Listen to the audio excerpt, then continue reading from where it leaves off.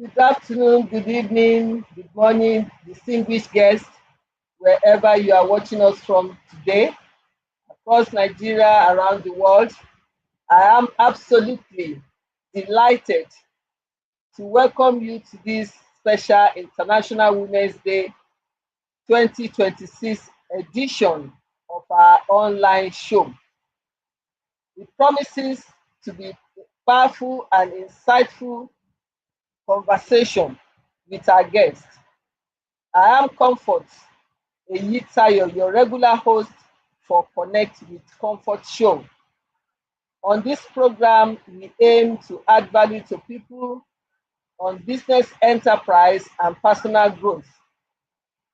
Each show is organized to feature special guests who are usually subject matter experts that helps us to throw insight into the topic of the day. I'm glad you're able to join us once again. I say welcome.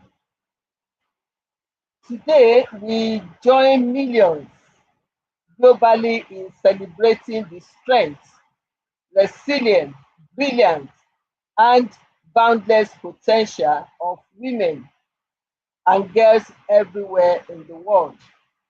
International Women's Day, celebrated annually on March 8th, is recognized by the United Nations as a global movement to reflect, to advocate, and to act towards gender equality. And this year's powerful theme is rights, justice, action for all women and girls. We chose to adopt this United Nations one. The other one is to give to gain. But the United Nations theme for the year resonates more with what we are trying to project, and that is rights, justice, action for all women and girls. Not for some, not for a privileged few, but for all women and girls. So it's important for us to know that this is actually for all. Today, we are not just celebrating progress, we are examining responsibility. We are not just applauding achievements, we are asking, what must we do next? Because rights must be protected, justice must be pursued, and action must also be taken. This is not just women's issue, it is a human issue. It is an economic issue. Therefore, it is a leadership issue. It is also a generational issue. Let's put the theme of this year International Women's Day into context. When we talk about rights, we are talking about fundamental freedom, education, economic participation, safety, healthcare, leadership opportunities, and all. When we talk about justice, we are talking about fairness in the system, in the workplace, in governance, in access to opportunities, in how laws are implemented. And when we talk about action, we are talking about more than hashtags. We are talking about policies. We are talking about accountability. We are also talking about measurable change from boardrooms to classrooms, from rural communities to global institutions, from corporate leadership to grassroots democracy, as well as advocacy. The call is very clear. We must move beyond intention to implementation. Rights delayed are rights denied. Justice postponed is also injustice prolonged. Action avoided is opportunity lost. Hence, during this conversation, we will explore three critical questions. One, what does right truly mean in today's context? What does justice look like in practical terms? And what concrete action must leaders, institutions, and individuals take? To help us unpack this and many more, I am honored to welcome our special guest for today's show right after this time out. Please remain connected. We'll be right back. Thank you.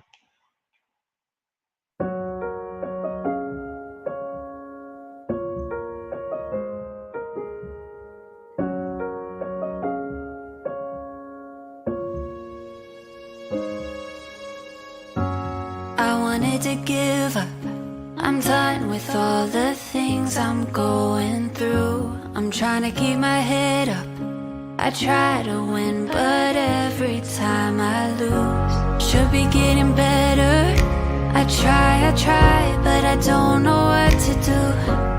Hope this ain't forever. I just wanna make a breakthrough, but something inside said never give up. All of these setbacks are major setups.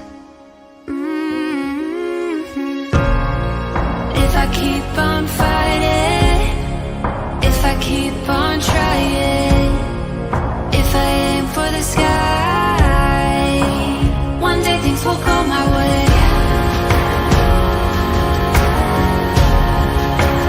One day things will go my way.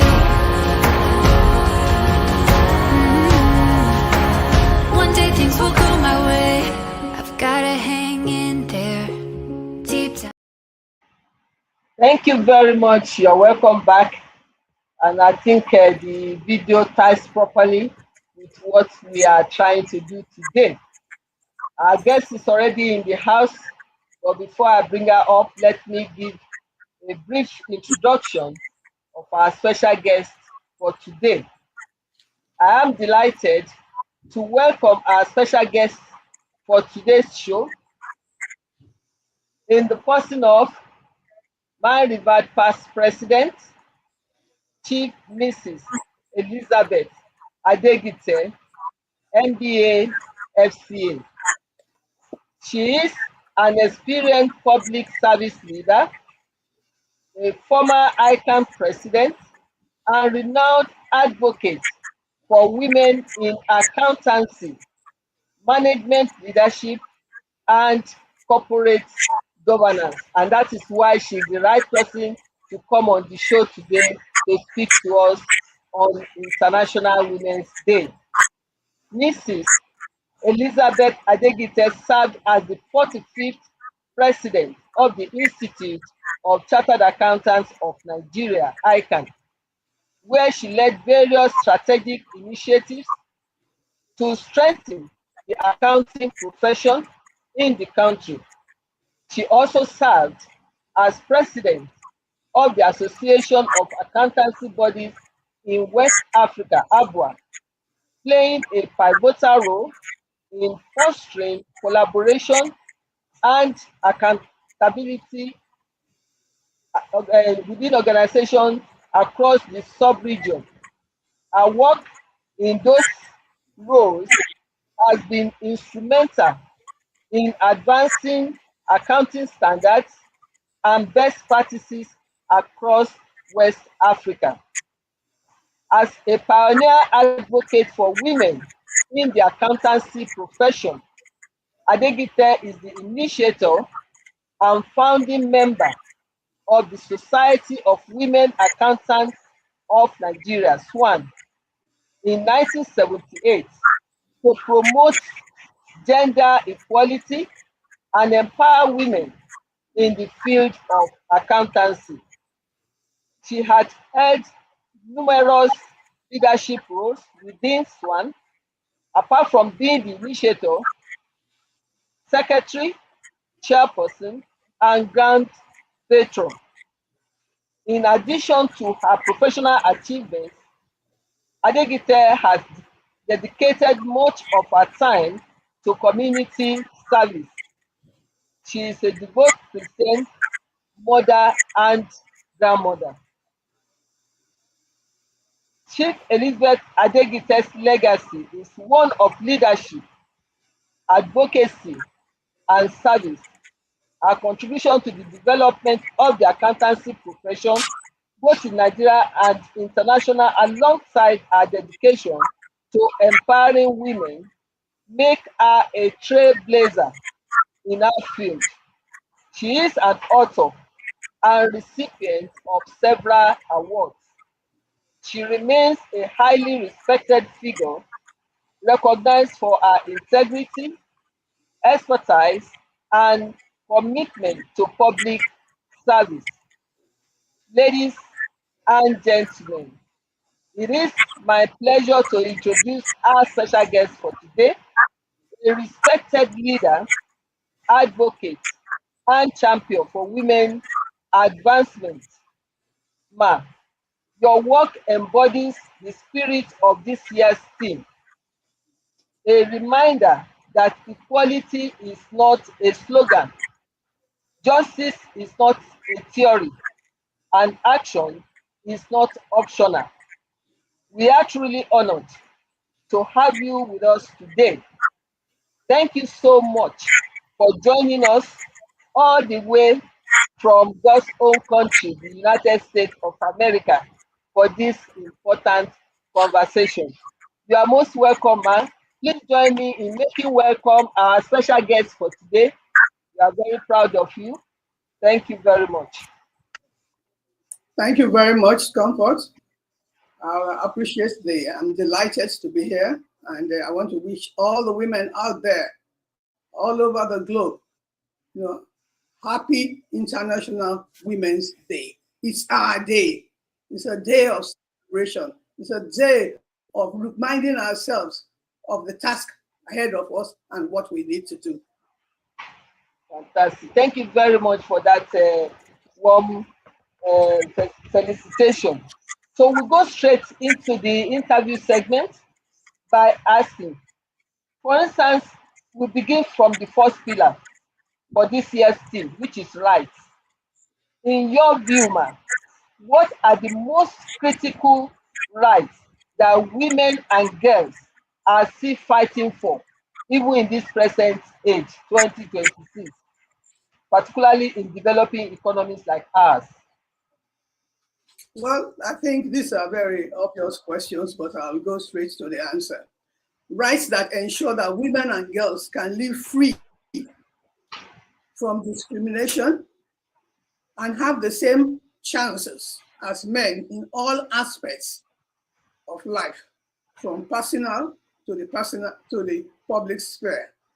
In this regard, four things come out very critically in the year 2026. One, the right to education. Two, the right to live from violence and discrimination.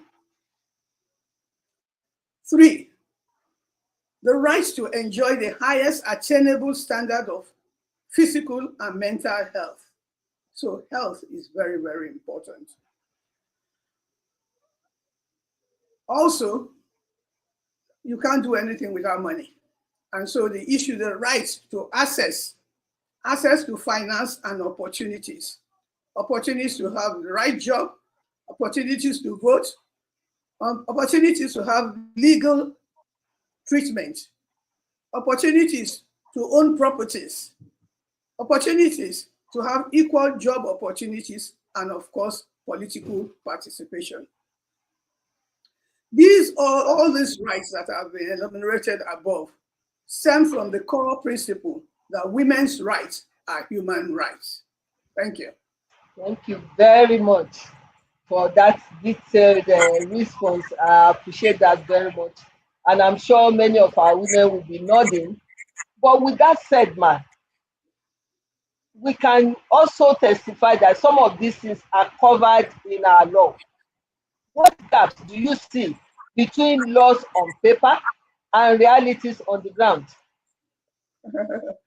Well, like everything in life, policies are made. Implementation becomes an issue. And effective implementation is a major issue. So I will say that lack of determination and commitment could be responsible for some of this. Also, faulty implementation and inadequate and effective management consequences. It's one thing to draw the policy. It's one thing to write it down. Who is monitoring? Are the data being collected? And what are we doing about non-performance, i.e. non-implementation? These are all issues that we need to be looking at and find solutions to. Thank you. Very interesting and very challenging for all of us to make sure we take note and push this to the extent that we will get this right. Thank you very much, ma'am. Now we've dealt with the first pillar. The second pillar look at justice. Justice implies fairness in systems and structures, in workplaces, in political participation, in entrepreneurship. Because in your response earlier, you said the right to vote, and I dare say to be voted for. So where do you believe justice is still most urgently needed? Well, there are some barriers. I think when looking at justice, we have to look at it from the point of view systematic, so that as far as the system is concerned, financial, procedural, and social obstacles. These are all issues that we need to look at, and particularly at vulnerable and low-income population groups, mainly women. We must look at how to assess this and what remedies to put in place to assert our rights and to navigate the legal system effectively. How do we navigate the legal system? We have seen in some countries, for example, and recently I think in Nigeria, issues where it affected women. Women were sent out under suspension or one thing or the other, or they have one issue. And you know what happened? Eventually you go to court. Yes, you are dragged to court. We were not dragged to court. But when you even get to court, do you get justice? That's where we are supposed to have justice. If we are not getting justice, what are we going to do about not getting the justice that we so need? So I think these are some of the issues that we are looking at. And the major barriers could be for women, whether believe it or not, is still high cost. High cost of getting legal redress, complex legal jargons, and lack of representations and bias. And these bias could be they're institutional, sometimes cultural, and they come in different forms. So I think these are the issues that we need to deal with, and we must find solutions to them. And the kind of solutions as we go to the issues of what should we be doing, what organizations do. These are the things that once we have identified them, we then have to find solution, even if it's only two. How do we handle the issue of not having enough money to pursue your case? How do we have, yes, legal aid is there, but how far can it go? So these are some of the issues that we have confronting women in 2026 as it relates to getting justice. Thank you very much. Correctly stated, because some of these things, they talk of affirmative this, affirmative that. So how can institution move from performative inclusion to genuine equity? Because you have rightly said, if you don't have a means of pushing your rights, justice will evade you. So how do we make this possible? Move away from performative inclusion to genuine equity or equality, whichever one. Yeah, I think the first thing we need to do is raising awareness.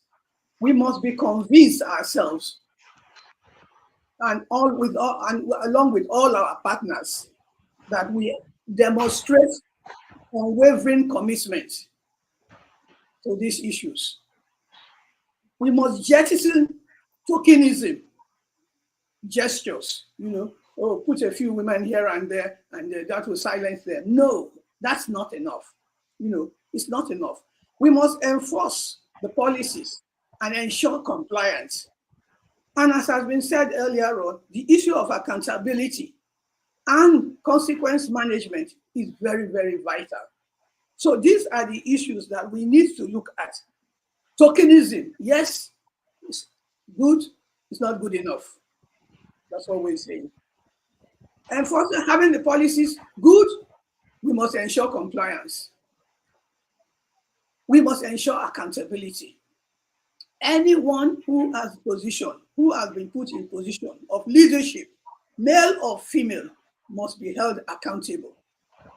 You have responsibilities. You must be aware. You must be sensitized. You must have the desire to push forward, to make these programs a reality. And that is where the total unwavering commitment comes in, both from the point of view of policymakers, leaders, women themselves, organizations, institutions, every one of us. We must make sure that we put our hands in order, and all hands must be on deck. Thank you. Thank you very much. Well said. I hope those in charge of the policy makers are listening.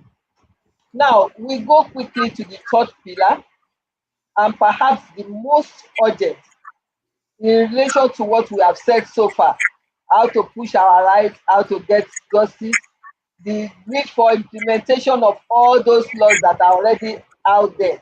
So the third pillar is action, to take action, and we consider it urgent.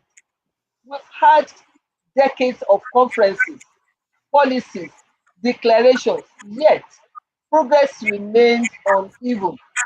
What does meaningful action look like today at the level of government, corporate leadership, faith-based institutions, and families? Thank you. That's well loaded. Action, that is where that's the real issue. That's what we are here to discuss. What actions must we take? Well, I think that we'll start off by looking at examining ourselves and say, look, as a woman, how much have I done? What can I do better? What should I be doing that I'm not doing? So those are things that we need to ask ourselves. Are we doing enough? What else can we do? So in terms of action, government sets the policy. We believe that as government, for policy formulation is on them. Communal ownership and championship. What communities, every community we belong to, whether it's a house fellowship, whether it's a society, whether it's a church, we have responsibility to drive home this fact that to get better results, we need to do more. However, I must say that we have gone a long way. We might not have got to where we want to get to. This is equality, because equality means that if we look at we'll go back to the whole creation. When God created the world, he came to a point. He said, everything that I've done is very good. And then he said, oh, I need to complete something. And that completion is womanhood. And so society must accept, the church must accept, families must accept, organizations must accept that women play an important role in development. There's no way you want to get the results that is anticipated by the creator himself without bringing women into the fold. So this issue is so important for government and at all levels, that we raise the level of awareness and also reduce bias. We must reduce bias. There's so much bias, norms, societal norms, cultural inhibitions, all of these things make it difficult for us to accomplish the goals that we have. But with determination, we will achieve. And we must set targets and record the targets. What are we? If we set targets 33%, where are we in year 2024? Where are we in 2025? What is the incremental steps are we taking? And what do we ensure that must be in place in 2026 so that we can get this affirmative action? Yes, it's good on paper. Who is measuring? So it is important that we monitor and to be able to achieve the desired goal. And like I said earlier, all hands must be on deck. Government, corporate leadership, faith-based institutions, and families, all of us together, we will accomplish this task. But in the main, if we look at the issue of corporate leadership, what I believe is that we must be intentional, we must be strategic, and we must be decisive to promote women in leadership positions and protect women in the work and marketplace. These things are very, very important. And also to be able to drive sustainable progress in the public interest. As it relates to faith, well, I think the most important thing that came to my mind in reflecting on this question was we must walk the talk. We must walk the talk. It's not enough to say. We should be able to see it in our action that we believe in what we say we'll do. So I believe that the churches and the mosque, and they are doing something, but they could do more. There's a lot more they can do. And the way they can do this is by sensitizing and making the men aware of this, making the women aware, the children, the family, everyone together. Let's put hands together and get the results that we desire. Thank you. Regarding families, we need to take action in this area against oppressive culture, norms, and practices. We must be aware and try to reduce biases and equal treatment of girls and boys. I grew up in a family. The first two in the family were girls, and we lived in a home where it didn't matter whether you were a boy or a girl. You did what you needed to do. And it is this same thing that I imbibed and I practiced in my own home when I became a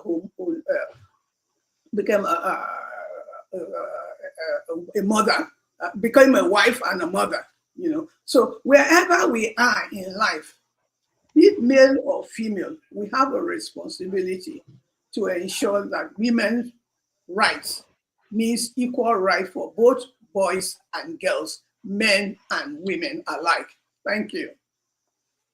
Thank you very much. That will even go a long way for generations, because once that idea is inculcated right from the beginning, then when they go and own their own home, they practice the same.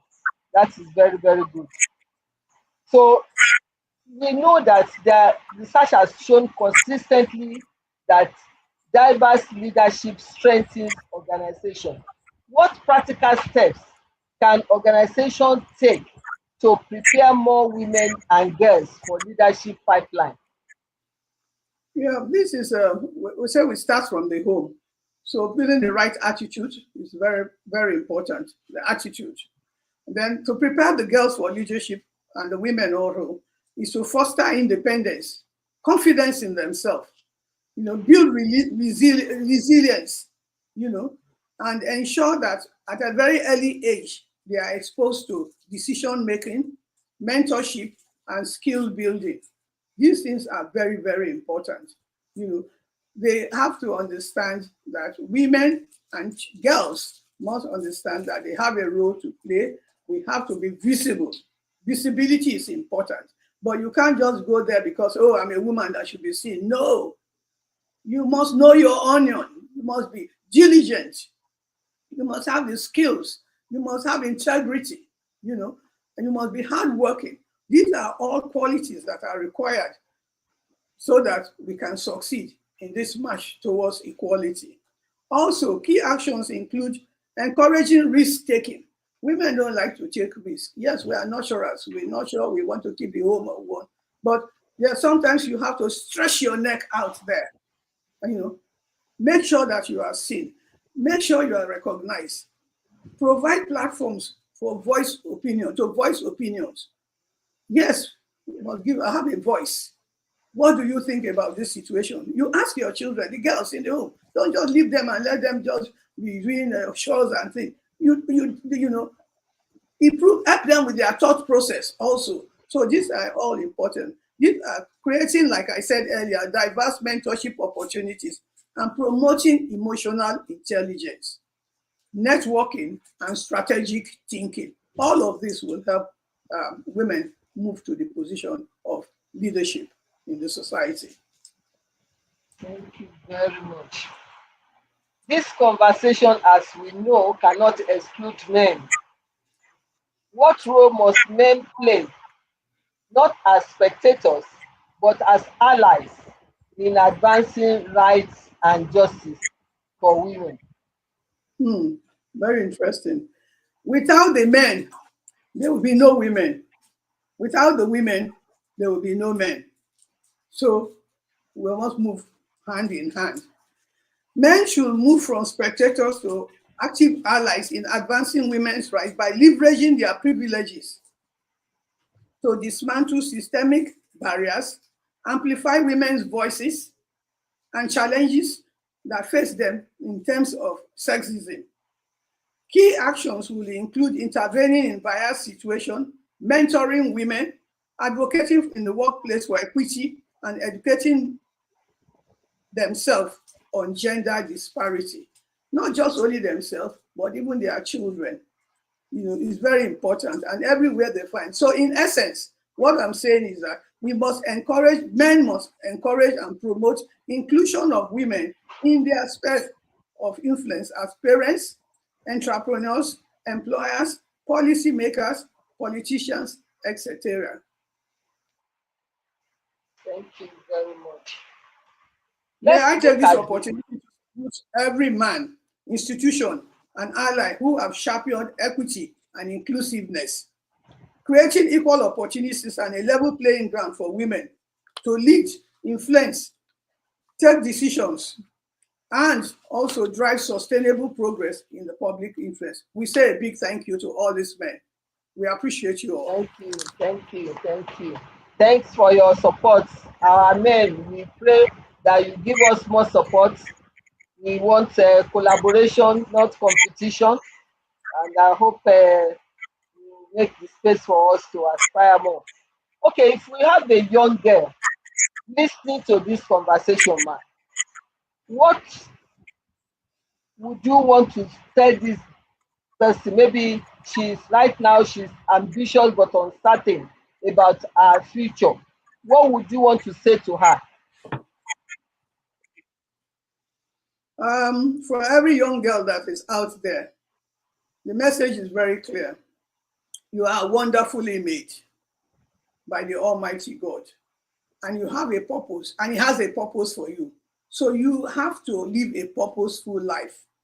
To ensure that you live a purposeful life, you must imbibe certain values, such as integrity, hard work, service, an excellent spirit, diligence, and then you must have a vision.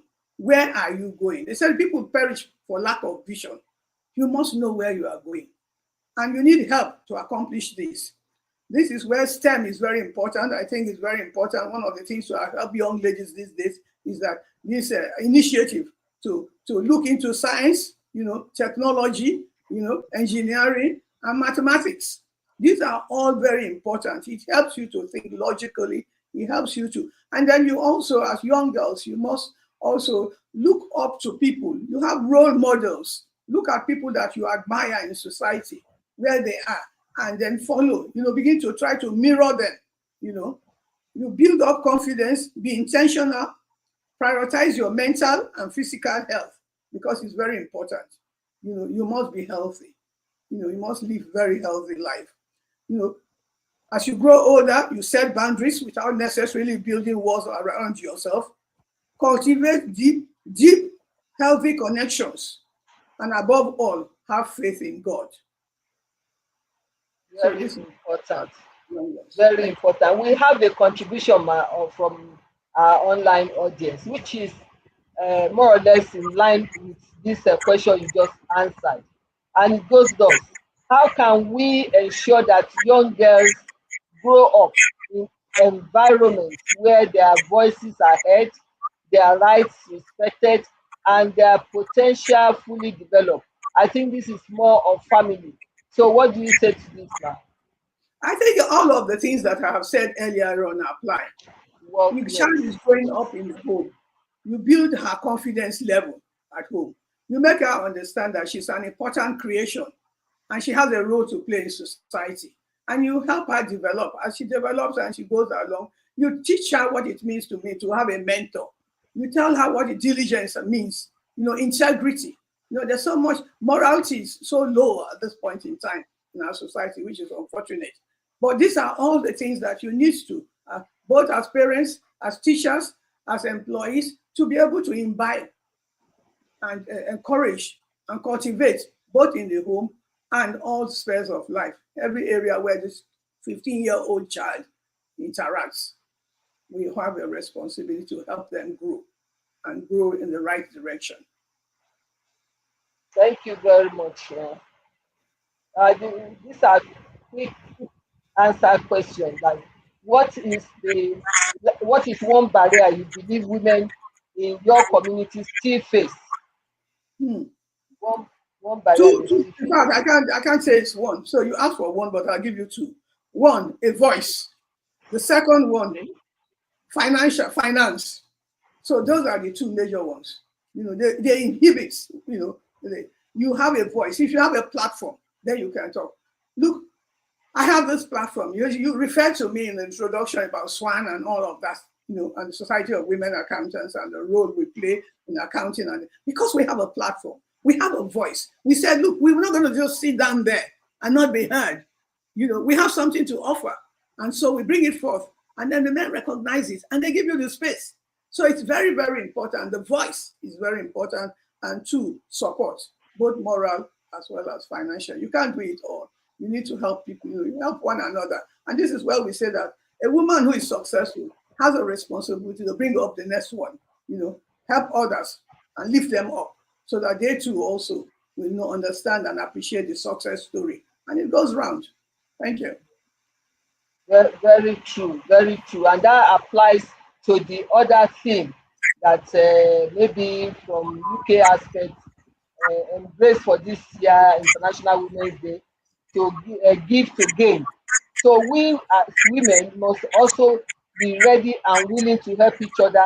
We must give for us to gain as women folk. So it's important for us to also lend a helping hand to others. And thank you, Pastor Adebayo, who has promised to support us, not compete, but support us. Thank you very much. Now, what is one action your organization can implement this year that you feel will help in line with this conversation? Well, when you talk about organization, we work in different organizations and spheres. But I will first of all go on to SWAN and say that even in last year, December, one of the things that we tried to do was to say that, look, we have to break barriers. That's what it's all about. Breaking barriers. How effectively have we broken the barriers? And what else can we do? And so we did this book mirroring some women, who have achieved and told their success story so that the people, younger ones can be inspired. They can be encouraged that if A could do it, I too can do it. So that's one of the things that we want to do by example. Be that role model, be that example that others can see and also want to move forward and to be successful in whatever sphere they are achieving or they desire to find themselves in future. So women and children need to be successful or success oriented. You need that orientation, the orientation that says, I want to achieve, I want to contribute, I want to be part of this. Look, if Nigeria must move forward, if the world must move forward, I want to be part of it. And we as women would like to work towards peace in the world. You can see that there's so much turbulence. And that is one of the reasons why we need to be there around the table to ensure that these things, that we don't run into it and allow the men to just, create an atmosphere where we feel very unsafe. We want to enjoy this life. Now God has given us life to enjoy, and we want to enjoy, and we want to do it in peace. So we have a role to play to bring about world peace, even as women. Okay, thank you very much. So, can you tell us uh, somebody that inspire you, that you can say, okay, this person has influenced my life one way or the other? Hmm. There are a lot of people who have influenced my life. But talking about women, I think the first natural place to come home to is my mom. She influenced me. She believed in education as the passport and the whole thing. So she gave all confidence that look, we can become anything that we desire to become in life. So that's the number one point from the home. Of course, you said I'm looking at women. Of course, my dad, of course, plays a crucial role in my education and upbringing. And like I said, whether we were male or female, it didn't really matter in our home. And then as I grew up, my auntie, she was a woman, dogged woman who would take no nonsense. So I admired her, and I also learned something from her. That was my dad's immediate senior sister. I stayed with her for a few years.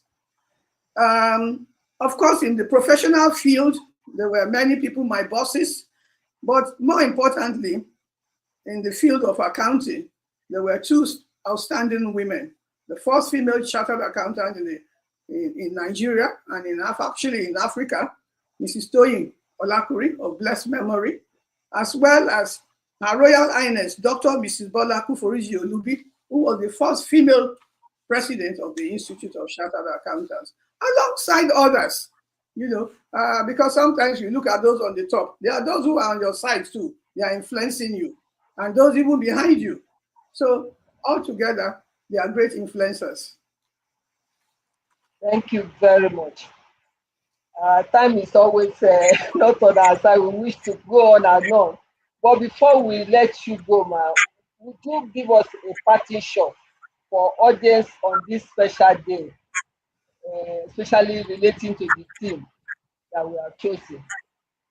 My emphasis will be the need for absolute commitment to the empowerment of women to enhance national development and ensure true democracy and enthrone peace.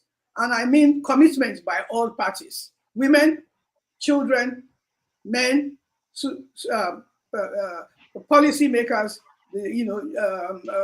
politicians, leaders in all sphere of life. These people who lead us must lead us right. Lead us right. Do not lead us and bring our nation down or bring the society. Don't allow the place to collapse under your leadership. You have a responsibility to ensure that we move on, we advance, and that women advance along with this, and that women take their rightful place. And I believe God that the journey that we started many, many years, hundreds of years ago, we went to Beijing, we went everywhere, we will complete it, and we will be standing side by side with the men as equal partners. Thank you very much. Thank you very much. We have a contribution from Dr. Hussein that goes thus: women are key to human progress, prosperity, and peace. We must therefore invest in the girl, child, and empower her to excel. Happy International Women's Day. Thank you very much, We Dr. appreciate you. Hussein. Thank you very much. We appreciate you. Thank you so much. So, before we round up, man, and appreciate you, I would like you to know those who joined us, at least those that I was able to pick their name. Nike Arifalo joined us from Lagos. Hilda Ozo also joined us. Taiwo Ojo joined us from Abuja. Then Pastor Peter Adebayo also joined us. He's the one. He also made contribution that he will support us. We count on your support. Konyisola Taiwo also joined us. Then Bayo Debanjo, we thank you also for supporting us. He also made contribution. And then Dr. Ebela saying join us from London. He's streaming Wow. from London right now. Then we had Tosho Adeyemo. Those are the people I was able to pick their name. We appreciate you all, especially our male counterpart that joined us. We believe in this cause and you are celebrating also. We thank you very much for being there. Permit me, you will agree with me that our special guest for today, our mother, our revered past president, has done us very proud and has given us a lot of insight on this theme for the International Women's Day for 2026. I want to especially appreciate you, Ma.